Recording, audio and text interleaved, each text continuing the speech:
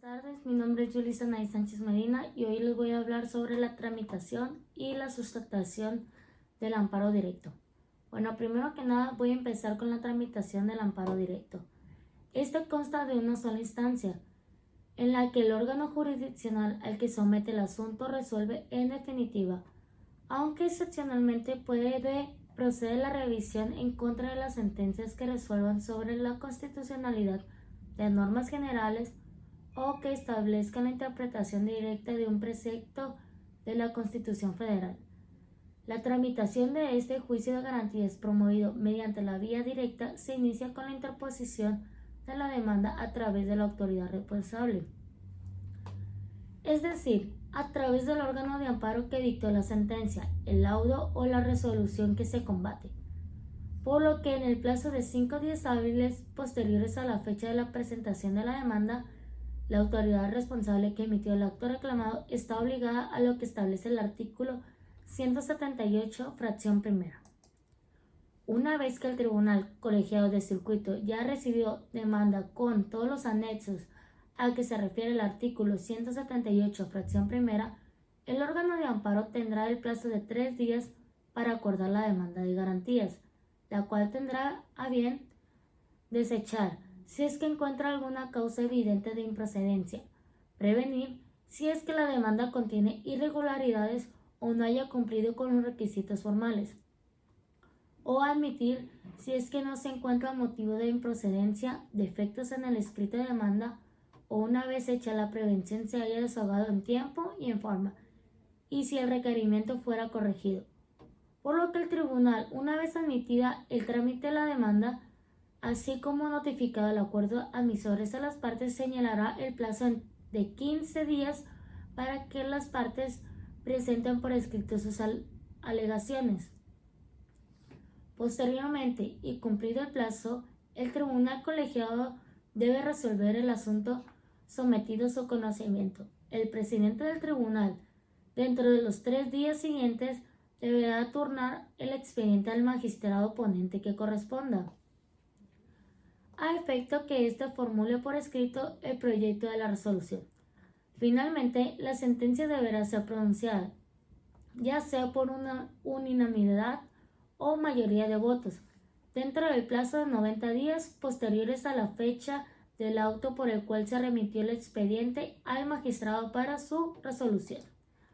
En caso de ser procedente el recurso de revisión contra la sentencia pronunciada, esto es solamente en contra de las sentencias que resuelven sobre la constitucionalidad de normas generales o que establezca la interpretación directa de un precepto de la Constitución Federal. Este se tramitará de la siguiente manera. El quejoso tendrá el plazo de días para poner dicho recurso.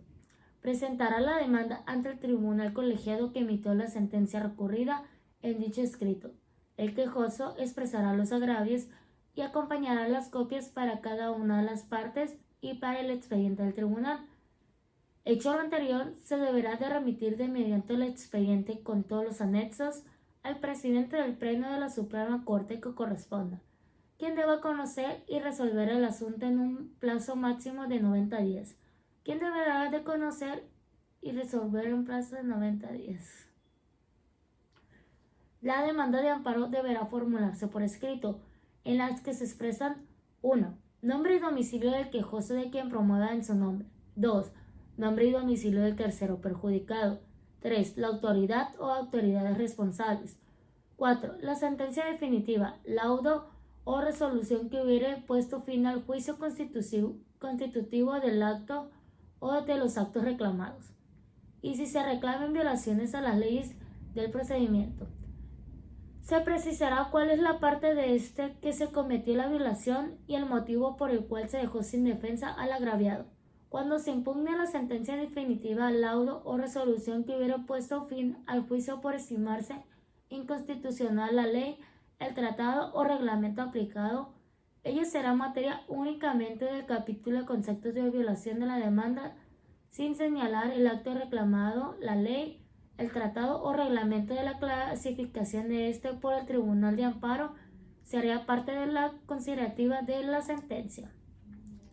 5. la fecha en que se haya notificado la sentencia definitiva, laudo o resolución que hubiera puesto fin al juicio, o la fecha que haya tenido conocimiento el quejoso de la resolución recurrida. 6. Los preceptos constitucionales cuya violación se reclame y el concepto o conceptos de la misma violación. 7. La ley que en concepto del quejoso se haya aplicado inexactamente o la que dejó de aplicarse, cuando las violaciones reclamadas se hagan consistir en inexacta aplicación de las leyes de fondo. Lo mismo se observará cuando la sentencia se funde en los principios generales de derecho. Cuando se trate de inexacta aplicación de varias leyes de fondo, deberá cumplirse con esta prescripción en párrafos separados y numerados. 8. Derogada. Con la demanda de amparo deberá exhibirse una copia para el expediente de la autoridad responsable y una para cada una de las partes en el juicio constitucional. Copias que la autoridad responsable entregará a aquellas emplazándolas para que dentro del término máximo de 10 días comparezcan ante el tribunal colegiado de circuito a defender sus derechos. Cuando no se presentaren las copias a que se refiere el artículo anterior o no se presentaren todas las necesarias en asuntos del orden civil, administrativo o del trabajo, la autoridad responsable se abstendrá de remitir la demanda al tribunal colegiado de circuito y proveer sobre la suspensión y mandará a prevenir al promovente que presente las copias omitidas dentro del término de 5 días.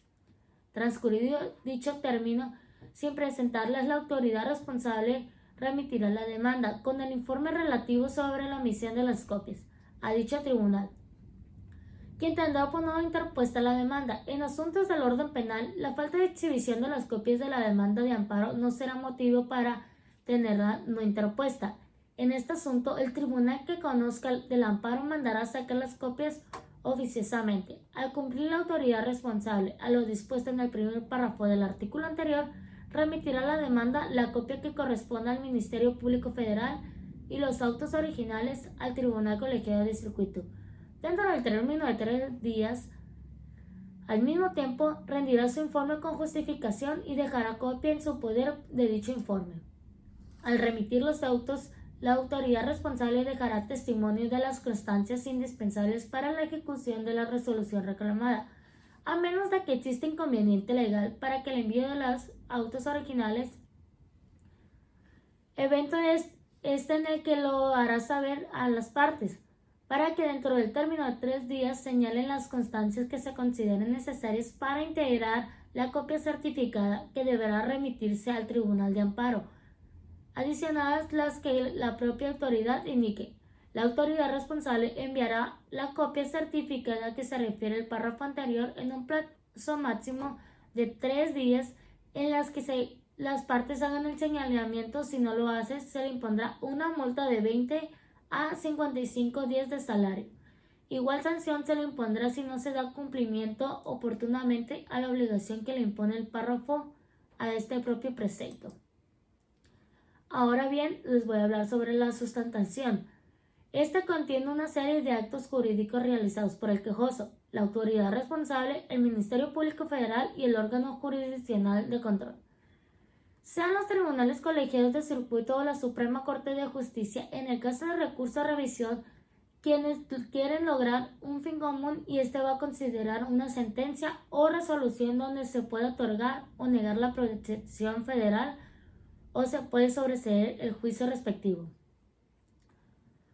El procedimiento en este tipo de amparo se inicia con el ejercicio de la acción constitucional ante los tribunales colegiados de circuito de acuerdo al artículo 158 de la Ley Reglamentaria de las fracciones 5 y 6 del artículo 107 de la Constitución. Bueno, la competencia del amparo directo se encuentra establecida en el artículo 44 de la Ley de Amparo, y si se reúnen los requisitos necesarios para que ésta pueda tramitarlo, es decir, se quiere reclamar con otras sentencias definitivas o laudos, ya sea que la violación se cometa en el procedimiento o sentencia misma, o contra resoluciones que impongan fin al juicio, se va a proceder de la siguiente forma.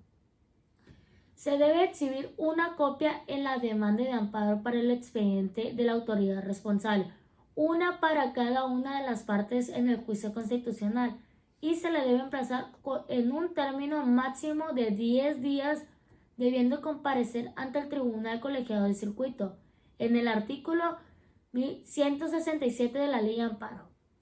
En el supuesto que no se presentaran las copias o se omitieron algunas en juicios de orden civil, administrativo o del trabajo, la autoridad responsable no va a remitirle la demanda al Tribunal Colegiado de Circuito, mandando prevenir al quejoso para que dentro del término de 5 días satisfaga este requisito. De lo contrario se tendrá por no interpuesta la demanda, excepto en materia penal, porque en este caso va a ser deber del tribunal sacarlas oficiosamente en caso de omisión.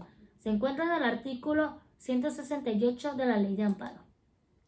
En el punto anterior, observamos que en materia penal no se hace la prevención al quejoso, si es que le falta alguna copia o las copias, y esto es para agilizar todo el proceso y no se retrase, ya que en la materia de derecho penal están en juego asuntos más importantes como la libertad de derecho, y existen situaciones en que el tiempo es factor indispensable para su correcta resolución. En el caso de aplazarse para requisitos equivaldría a que el daño pudiera resultar irremediable.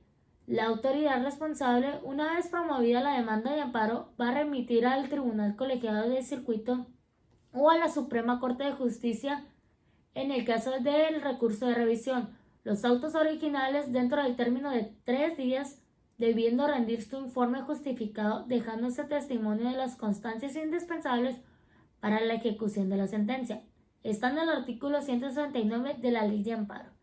El quejoso debe preocupar en todo caso de la remisión de los autos originales o de las copias certificadas respecto de la autoridad responsable, porque estos contribuyen pruebas innecesarias para que el quejoso demuestre la existencia del acto reclamado, así como de la supuesta violación de la autoridad cometida en la sentencia, debiéndose realizar directamente ante la autoridad responsable. Bueno, por mi parte esto ha sido